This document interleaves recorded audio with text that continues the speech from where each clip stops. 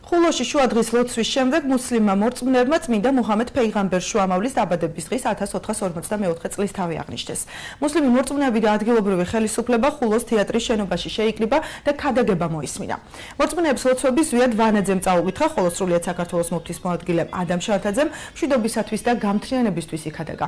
ცერემონია სრულიად საქართველოს მუსლიმთა სამმართველოს ორგანიზებით ჩატარდა. ამ დღეს მორწმუნეები მიცვალებულთა პატივსაცემად ოჯახებში ჰალვას ამზადებენ. მუჰამედ ფეიღამბერი შუამავლის სახით სამყაროს 571 წელს მოევლინა.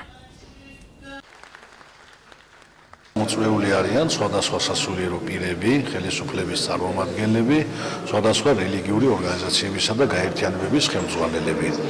ჩვენ ერთობლივად აღვლავთ ლოცვას მთელ მსოფლიოში მშვიდების გამტკიცებისათვის და ჩვენს ქვეყანას, ჩვენი ქვეყნის გამთლიანებისათვის. მუჰამედ წინასწარმეტყველი იყო არა მარტო ქადაგებელი სარწმუნოების, არამედ ის იყო დიდი რეფორმატორიც.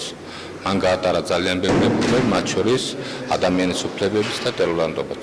ჩვენი ფეიღამბრის დაბადების დღეზე ოჯახში წვავთ კარას, ვაკეთებთ ჰალვას მის სულისათვის, ყველა ძველი ახალი წლების სულისათვის და ყოველწლიურად აღვნიშნავთ ამ შუამავლის დაბადების დღეს.